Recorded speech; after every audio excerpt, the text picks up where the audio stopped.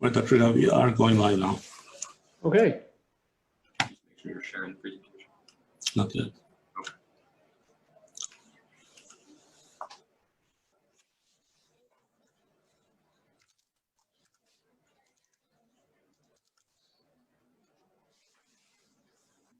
All right, we are live. Sorry, we were having some issues, some technical issues from Zoom, but we are live now. My name is Kemal Erkan. I'm the chairman of American Surgery Center and also United Medical ACO. And I am Dr. Irgau. I am the president of CHRIAS, the Christiana Institute of Advanced Surgery. All right, so we have some updates for today's presentation. Dr. Irgau, well, first of all, thank you for your taking time from the office hours for this. We believe that this is extremely important for us and for our patients. So we have some of our existing patients who are following this and some of the new patients who are trying to actually go through this program. So what we wanted to do is, because the whole process can be long in like before and after surgery, we started having these sessions where we are focusing on specific topics. Today we are going to do the life after bariatric surgery. And again, the American Surgery Center is a MBCAQIP accredited organization for bariatric. We have other accreditations for the excellent surgery in excellence. So now we do different things, but today we are going to, of course, focus on the gastric sleeve. Our program started in 2018, as most of you already know, and we are doing most of our gastric sleeve cases at our center. And the process last week, what we discussed was different bariatric surgery types, and Dr. Irgau explained these. Dr. Irgau, if you can just maybe briefly just summarize what we had last week. Absolutely. So yes, Kemal, as you correctly said, we started doing the surgeries at the Surgery Center in 2018, but we've been doing bariatric surgery, of course, since 2001 as a group.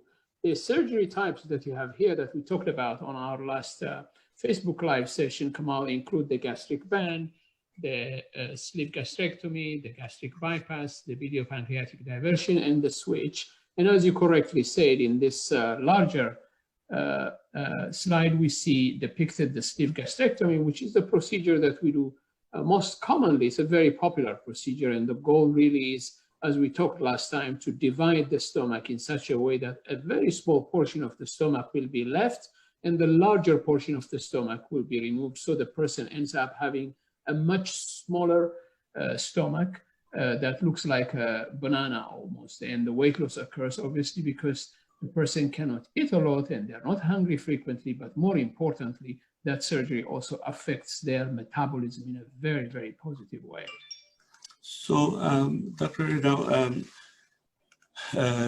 the way we are processing the bariatric, as you and I, we go through our daily case conferences with our team, making sure that patients are getting the best care prior to the surgery, during the surgery, and after the surgery. Now, because the process is long, in my opinion, it's a pretty long process, and insurances really need to work on this, and they need to make this, it's almost like if we are penalizing the patients in a way, the system, not we are. Yeah. The system is almost penalizing this. So if this is a chronic disease, then patients should be able to get this surgery in a timely manner. Now, again, we are not talking about someone with 27 BMI getting this surgery. We have patients, unfortunately, dropping out with BMI 55, 57, and it's heartbreaking in certain ways because we know that this is the main problem, most of the other disease that patient may have. This is the key that needs to be addressed. It can help their diabetes, their hypertension, and cardiac-related issues. So now, the good part of this, I guess, Dr. if we now start the process and I am then able to get my surgery, so we have our start here and we want to be here. Now, of course, these are just pictures. But before I start this, and we discuss in a couple of our other sessions, why is it so important to have the excellence in bariatric surgery, and why do you think CHRIAS and CHRIAS surgeons are better qualified for that? So absolutely, excellence is obviously very important because bariatric surgery is not something that can be taken lightly. It's a necessary life-saving treatment for a devastating disease that we know as morbid obesity, where the weight have gone really way out of control, but it is really literally killing the patient because of the very serious diseases that come with it, like diabetes, like heart disease, high blood pressure, and sleep apnea, as you mentioned. And really, the process has to be done in such a way that the results are the best they can be. It is, as it is, it's very, very hard for patients to really decide on undergoing surgery. In fact, as you know, only 1% of the eligible patients end up having bariatric surgery. And part of the reason is there is reticence from many patients to really undergo the surgery.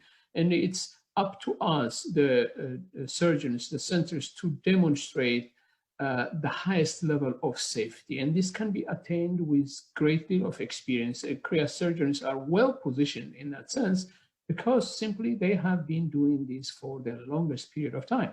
As we talked before, we have done thousands of cases successfully. We have established centers of excellence for bariatric surgery in the main health centers in our area, in the hospitals in our area, and more recently at our surgery center as well. So excellence in bariatric surgery is what patients deserve and what they expect when they are really thinking of undergoing bariatric surgery, as I said, which is not an easy decision to begin with. Thank you, Dr. Irgau. So now, once we are done, again, what we were discussing is getting to this point. And now we have our surgery, and let's use me as an example. So let's say tomorrow is my surgery day at American Surgery Center. So our wonderful nurses took care of us, our wonderful surgeons performed the surgery. So, and let's say if my BMI is 52. So when am I gonna be okay, and what's gonna change for me for the rest of my life? Now, one maybe opening for you is it true that almost like 60% of the extra weight is being lost from 12 to 18 months period? Is that true for vast majority of the patients? Absolutely, absolutely. And very often even higher proportion of the weight actually is lost between the first year and a half after surgery. In fact, really most people lose a lot of their weight in the first 6 months. Most patients will see a very rapid weight loss in the first few weeks, first few months after their surgery. You know, it's really the fun time for patients because they are extremely happy that the weight just melts off so quickly after the surgery. Now, after that period of rapid weight loss in the first few weeks, first few months, the weight loss starts to slow down. And there are times in which there are plateaus, which means that the weight doesn't change for a few weeks. And then suddenly patients will see a weight loss as well. So what I do in the office generally is I look at a plot, at a graph that shows me the weight loss over a period of time, right? And I see how steep that graph is. And I show that to patients. I tell them, look, sometimes they're worried because they've lost, for instance, 50, 60 pounds in the first 2 months, and then suddenly they start slowing down. They don't see any weight loss for a week, maybe for 2 weeks. But that is very normal. That's how the weight loss occurs. The body really slows down a little bit, and then the weight loss starts occurring again. So when I look at a graph of the weight loss over a period of time, I see a much steeper curve than the patients actually realize. So to summarize, most of the weight loss definitely occurs in the first 12 to 18 months after surgery, and very often in the first 6 months after the surgery. And during that time, Dr. Irgau, how often do I need to come to you to see you after the surgery? So reasonably frequently, actually. In the first year after the surgery, we will see the patients, first of all, 2 weeks after the surgery. Then we will see them at 1 month after the surgery. Then we will see them at 3 months after surgery, and then at 3 months intervals for the first year, and then 6 months intervals in the second year, and then yearly after that. So clearly, these are patients who are going to be patients for life with us under our care. But at the beginning, that intense follow-up is necessary to make sure the patient is adapting well to their eating habits, that they are still focused, that they have started and doing physical activity on a regular fashion, all very important components for long-term success. Remember, the surgery is not a magic answer. It's a tool, a powerful tool, but still a tool. So having a lifestyle that is healthy from eating point of view and also physical activity is critical for long-term success. So you said eating habits. So if we were to elaborate what it is and how it's different for patients with bariatric surgery, can you kind of elaborate that for us? Absolutely, absolutely. So let's take, for instance, the sleeve gastrectomy, which is the most common procedure, for instance. First of all, after the sleeve gastrectomy, in the long term, there are no specific foods that you cannot eat because of the surgery. Clearly, it doesn't mean that we're okay with any type of food. We don't really advocate junk food. We don't advocate soda and stuff like that. We want a healthy lifestyle. But in terms of being able to eat and digest food, you're able to eat any type of food. That is the premise about the sleeve gastrectomy. Having said that, because the amount of food that you can eat is very limited from a volume point of view, we want to make sure that a greater proportion of that food is in terms of the nutritional components that you need, for instance, protein, because you need a certain amount of grams of protein a day to stay healthy. We tell you focus on the protein first, right? So protein first, vegetables and fruits next, and then carbs last. That would be the way we would want you to proportionate your foods. Now, clearly, in terms of how you will be able to eat the substantive food is going to be different at the beginning. In fact, for the first 2 weeks, people are going to be on a liquid diet. For the 2 weeks following that, they're going to be on what we call a pureed diet. And then slowly we will advance them to chewable food. So eventually they will be able to eat any type of consistency, but the type of food they eat has to be healthy food. And part of the coaching at the beginning is to prepare them for that. So, Dr. I'm not going to pretend you and I, we talk every day, but we don't rehearse for this, right? No. So maybe 10 minutes before the event, we know what the topic is. Yeah. We have our daily case conferences. And as I'm listening, you said the eating habits and the changes that we are talking about. But when we say protein, vegetables, and carbs in that order, is that also not true for people with no bariatric issues or no bariatric surgery? Absolutely. Or am I? Absolutely. No, you're absolutely right. I think that's very, very correct. Protein is very important for us. Now, the reason we focus so much on protein when it comes to bariatric surgery clearly is because there is a mandatory amount of protein each one of us needs to eat every day, right? That is to stay healthy. Now, when we are not bariatric patients, because we are able to eat a lot, clearly whatever type of food we eat, there is going to be enough protein for us to get by, right? But when it comes to bariatric surgery, now there is going to be a lot of struggle of all the components to fit in, right? So we don't want the protein to have same equal amount as the carbs, because we don't need the carbs as critically as the protein. And the total amount of food available is small. So we want people to first have protein. That's why we emphasize on that essentially. So other than the eating habit changes, because we are discussing the life after bariatric, now there are other diseases that comes with obesity, with morbid obesity.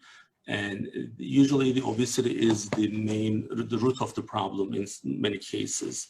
So how is that going to change for the other disease that the patient may have? Like, are they going to be off their diabetes medication in 6 months or 8 months, or their hypertension is going to be well managed in 3 months? What's that from the like interacting with the other or impacting the other health issues that we may have? Absolutely. That's where patients get really, really excited very often. They would call me and they would say, my doctor has taken me off my diabetes medication because my sugar was falling too low.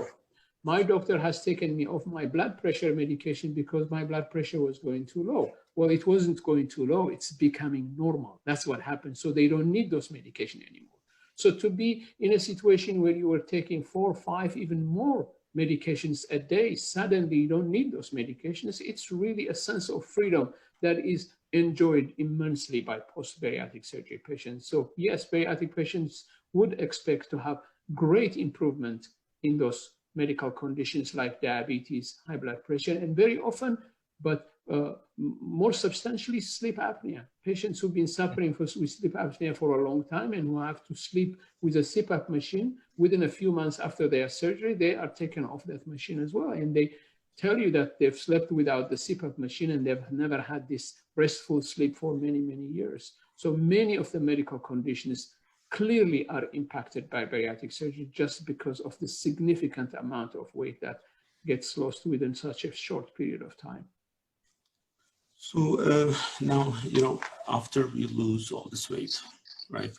So then all of a sudden, you know, let's say patient was 340 pounds, now they are 190 pounds. So that's great. But then the other issue is what's going to happen with the skin access in Absolutely. that case. And our team, like how are we helping the patients in that case?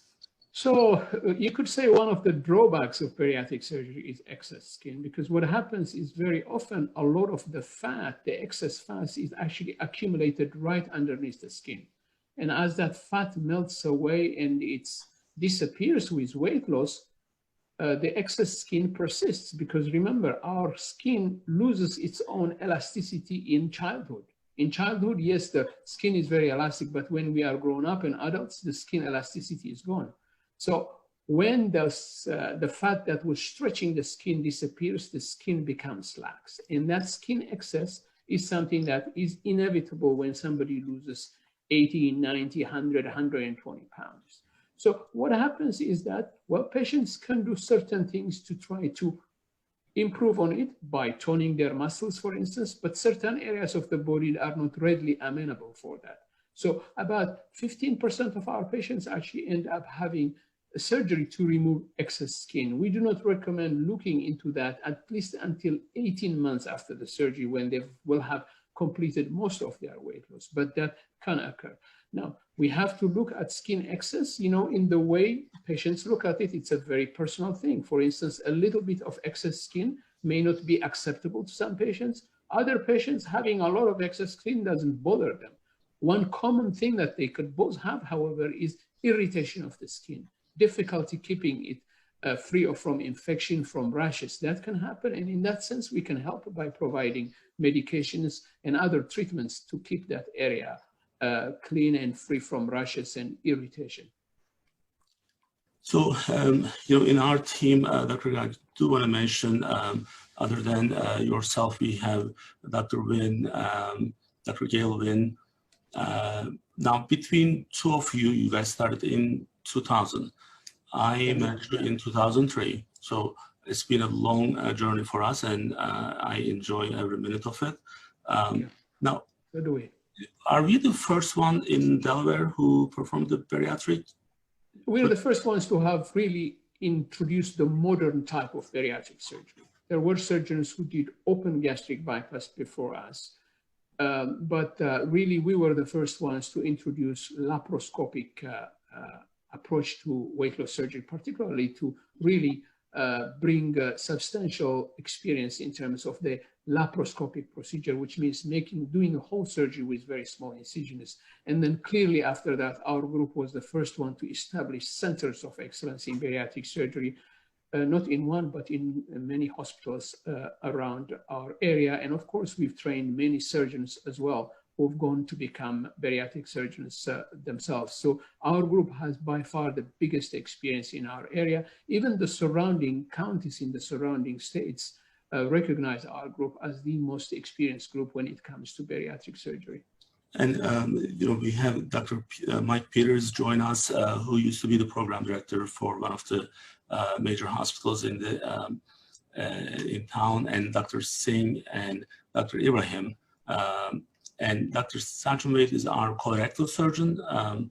And then we have our PA, surgical PA, Sydney, and she's a great part of the team, because the way that we can function with different surgeries and getting everything done the way that we are doing, this is the entire team. It's not just one person, and we do appreciate all of our providers and also our team at American Surgery Center. Now, Dr. Irgau, I'm going to ask our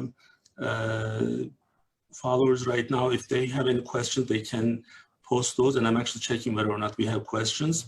While they are doing that, I do encourage our patients to take advantage of our social media sites, and we are doing so much these days. And the main reason we are doing it is, again, making sure that our existing patients are benefiting from this. In fact, like when we have case conferences, I do ask patients in some cases to go to the event, and I know like right now a couple of our patients are watching these, and that's extremely helpful. But also, like what we learn from this is not just the bariatric surgery part of it, but overall the wellness part of how well we eat, what we how we eat, how we mix them. So the I mean, this is like a great setup from our side that we feel like we are able to reach out to our patients in a good way. So we want to make sure that we can actually do more. And again, there will be more. But if there are any questions and any other different topics that you would like us to cover, we would be happy to do that.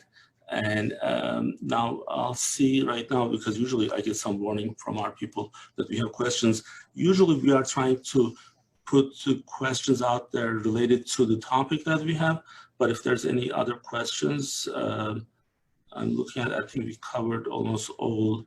I'm just going to wait for a couple of seconds if we have anyone. Yeah, just to emphasize what you said about these events, Kemal, clearly the most important and the only setting where individual medical care can be rendered is through the consultation, right? When the patients come, we look at their individual history, and that's where we give specific advice and treatment in that setting. But in this setting also, we are able to really divulge information and education about this very important treatment, bariatric surgery.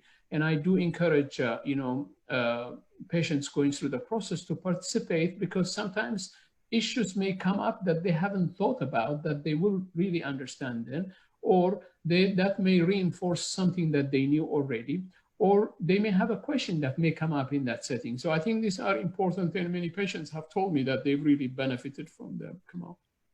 Definitely. And, the other thing that I do want to tell our followers that we are going to have, we have a couple different organizations, obviously. The United Medical is already posting the YouTube videos. It's not just the Facebook, but it's going to be also on YouTube. And I'm hoping that next time we'll be live on YouTube and Facebook at the same time. Great. We'll try. So we are brave. So there was Dr. I just see a question. There was a question on the exercise. How quickly they can go back to the exercise, and what they need to pay attention. Our patient needs to pay attention. Absolutely. So we want them to go back exercising immediately. Okay, that's the right answer. Why? Well, because walking is exercise. Moving is exercise. And as you know, in our surgery center, Kemal, within a couple of hours of the surgery, you can see the nurses walking the patients around, right? Walking is critical, it's very important. So it's not only allowed, but it is really recommended because it enhances recovery and also it minimizes complications. So I tell my patients to walk as much as they can, as early as they can after the surgery. So that's important. Now, in terms of actual exercises that may have restrictions, clearly lifting weights, engaging core abdominal muscles is something that have to wait. And we ask people to wait about 4 weeks until they are ready to do core muscle exercises and weightlifting. And that is something that we emphasize, on our post-operative visits as well. So the other thing that I was gonna, while we are wrapping up the CHRIAS YouTube channel, we are sharing these videos from different ones. My personal channel also is publishing these, and all the events actually are available, and they have this specific playlist. So if you are not able to catch us while we are doing this live, you can actually catch up with us later on. I personally do a lot of YouTube. Like I get my news from YouTube, I do the shows on YouTube, but while I'm doing that, I'm already doing other stuff. So I think it's a good habit to kind of have your phone or your iPad available. So you may not need to sit down and just focus on that, but you can listen while you are maybe cooking or you are doing yard work. So I think just to kind of change the way that we have, the habits that we have, so that we can actually get this information and also learn more about it. Now, Dr. Irgau, during the pandemic, I always appreciate our physicians, our providers. Of course. But my appreciation level is at the highest level during this pandemic, and this is still a huge problem, as everyone knows. And I do want to thank you and your team and our other providers in United Medical ACO who are working extremely hard. And that's what we have for today. I don't know if you have any last comments, Dr. Irgau? Yes, thank you. I want to thank you as well for all the great work that you do, Kemal, to educate our community and to keep our community healthy by supporting the physicians and the providers who do all the work. I do want to thank everyone that's out there listening to us as well. We appreciate you taking the time, and I really hope that this has been useful for you. All right. Well, this Friday at noon, we have an event from United Medical ACO. Dr. Barnett Smith is going to be with us, and we'll be discussing social determinants of the pandemic, and we'll be hopefully seeing you on Friday at noon. Dr. Irgau, thank you so much again, and I'll see you soon. And thank you everyone for watching us. Bye-bye. Thank you. Bye-bye.